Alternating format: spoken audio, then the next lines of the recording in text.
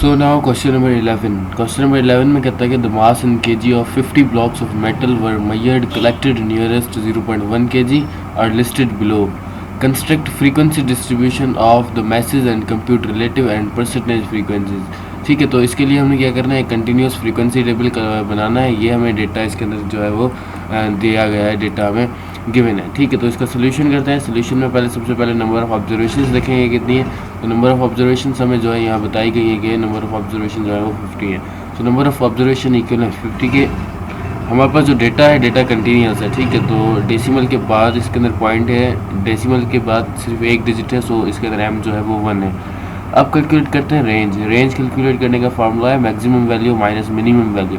ठीक है, तो इसके अंदर जो मैक्सिमम वैल्यू है, इसके अंदर मैक्सिमम वैल्यू है 9.1 और जो मिनिमम वैल्यू है वो है 7.1। ये रही मैक्सिमम वैल्यू 9.1 और जो मिनिमम वैल्यू है वो ये है 7.1।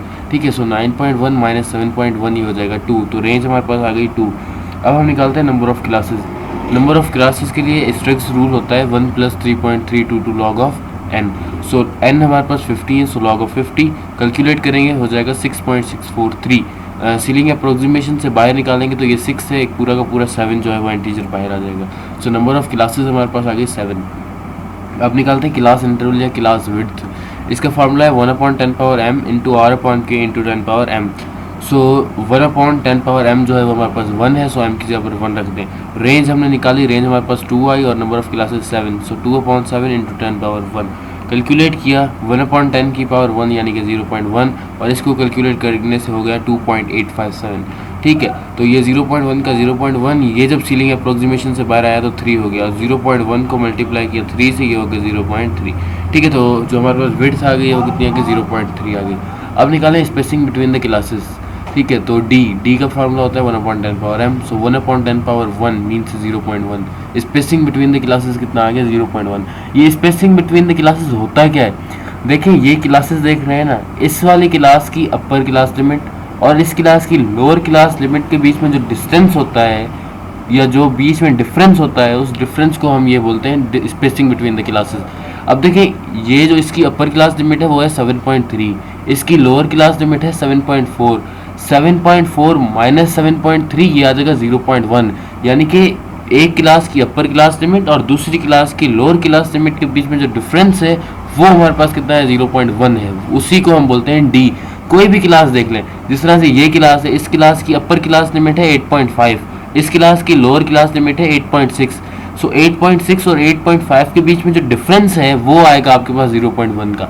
इसी तरह इसकी जो अपर क्लास लिमिट है वो है 8.8 और इसकी जो लोअर है वो है 8.9। अब 8.8 और 8.9 के बीच में जो डिफरेंस है वो है 0.1 का। ठीक है, तो डी हमारे पास असल में होता है ये है कि स्पेसिंग बिटवीन एक क्लास की अपर क्लास लिमिट और दूसरी की लोअर के बीच में जो स्पेसिंग होती है उसी को ही हम डी बोलते हैं। ठीक है, अब निकलते हैं starting lower class limit. Starting lower class limit तो हमारे पास हमारी मिनिमम ऑब्जर्वेशन की होती है जो कि 7.1 थी। So starting lower class limit भी कितनी आ गई 7.1। अब अपर क्लास लिमिट इक्वल होती है lower class limit plus H minus D. सो लोअर क्लास लिमिट 7.1, एच हमारे पास था 0.3 और डी हमारे पास है 0.1। सो कैलकुलेट करें हो जाएगा 7.3। सो अपर क्लास लिमिट इसके आपके पास कितनी आ गई 7.3। सो लोअर फर्स्ट क्लास की लोअर क्लास लिमिट 7.1 और इसी क्लास की अपर क्लास लिमिट 7.3।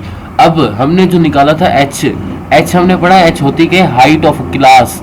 अब इस क्लास की ज़रा हाइट देखें, इस क्लास की हाइट क्या है, 7.1 इसके अंदर है, 7.2 इसके अंदर है और 7.3 इसके अंदर है। यानी कि इस क्लास की हाइट कितनी है, इस क्लास की हाइट है 0.3 की। ठीक है, तो हमने एच जो हम निकाल कर आए हैं, एच हमने निकाला भी कितना है 0.3। और अगर आप क्लासेस की जो हमारे पास विड्थ है वो भी देखें तो वो भी कितनी है 0.3। इसी तरह आप इनके अंदर आप कंटिन्यूसली एच को ऐड करवाते जाए, 7.1 ऐड करेंगे 0.3 हो जाएगा 7.4। इसी तरह 7.3 में ऐड करेंगे 0.3 हो जाएगा 7.6। इसी तरह 0.3 ऐड करते जाए आपके पास बाकी क्लासेस आती रहेगी। ठीक है, हमारे पास मैक्सिमम ऑब्जर्वेशन थी ही 9.1 और 9.1 तक सारा हमारा इन जो है 7 क्लासेस के अंदर आ गया है। अब किसी भी क्लास की आप विड्थ देखेंगे 0.3 की होगी। इस क्लास की विड्थ देखें 8.3, 8.4 और 8.5, तो इसकी विड्थ भी कितनी है 0.3 की। ठीक है, अब वही तरीका है, सेम टू सेम टेलीमार्क्स लगाएंगे भाई। 7.1, 7.3 और 7.1, 7.2 और 7.3 डेटा के अंदर जितने टाइम रिपीट हुए उतने टेलीमार्क्स लगा दें। सो ये 3 टाइम हुए, 3 टेलीमार्क्स। 7.4 और 7.5, 7.6 जो है ये 5 टाइम रिपीट हुए, सो 5 टेलीमार्क्स लगा दें। 4 टेलीमार्क आप सीधे लगाएंगे और 5वां जो टेलीमार्क लगाएंगे, ये कल भी मैंने बताया था, जो 5वां टेलीमार्क लगाएंगे वो इसके ऊपर एक लाइन लगा देंगे। ठीक है, जिस तरह ये 4 हैं, 4 के ऊपर एक लाइन लगा देंगे ये 5वें की जगह पर। ठीक है, इसी तरह भाई ये तो है ही 4, यहाँ 5 हैं तो 4 के ऊपर एक लाइन लगा देंगे जो 5वें के अंदर कवर हो जाएगी। इधर भी सेम टू सेम 4 के ऊपर क्या करेंगे, एक लाइन लगा देंगे। ठीक है, इसी तरह से हम क्या करेंगे, टेलीमार्क्स लगाते जाएंगे। ये लग गए टेलीमार्क। ठीक है, अब देखें ये हमने टेलीमार्क्स लगा लिए। ठीक है, अब टेलीमार्क्स को देख के फ्रीक्वेंसीज लिखते जाए भाई। इसकी 3 टेलीमार्क तो 3 फ्रीक्वेंसी। ये हमारे पास एक पूरा पैकेट है, पैकेट 5 का होता है, तो यहाँ पर एक पैकेट है और 4 अलग से हैं, तो 9 हो गए। ठीक है, और इसी तरह ये सारों की फ्रीक्वेंसी लिख लें। इन सबका सम जो है वो 50 आ जाएगा, और हमें तो पहले ही पता था कि जो नंबर ऑफ ऑब्जर्वेशन है वो 50 है। रिलेटिव फ्रीक्वेंसी निकालने के लिए फ्रीक्वेंसी अपॉन में नंबर ऑफ ऑब्जर्वेशन, यानी कि रिलेटिव फ्रीक्वेंसी बराबर होती है f/n के। सो 3/50, 3/50 मीन्स 0.06। इसी तरह इसकी 5 फ्रीक्वेंसी है, सो 5/50 मीन्स 0.1। इसकी 9 है, 9/50 means 0.18। 12/50 means 0.24। 13/50 means 0.26। 6/50 means 0.12। 2/50 means 0.04।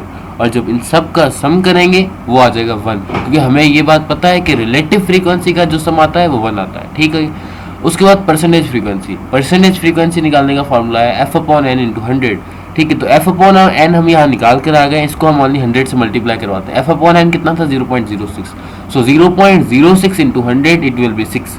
0.1 था हमारे पास जो है relative frequency, so 0.1 × 100 it will be 10। 0.18 × 100 it will be 18। 0.24 × 100 it will be 12। इसी तरह ये सारे की जो परसेंटेज फ्रीक्वेंसी आ जाएगी और इनका जब सम करेंगे वो 100 आ जाएगी, क्योंकि हमें पता है जो परसेंटेज फ्रीक्वेंसी का सम आता है वो कितना आता है, 100। ठीक है, तो ये था question number 9 and it's last question of exercise 22.1।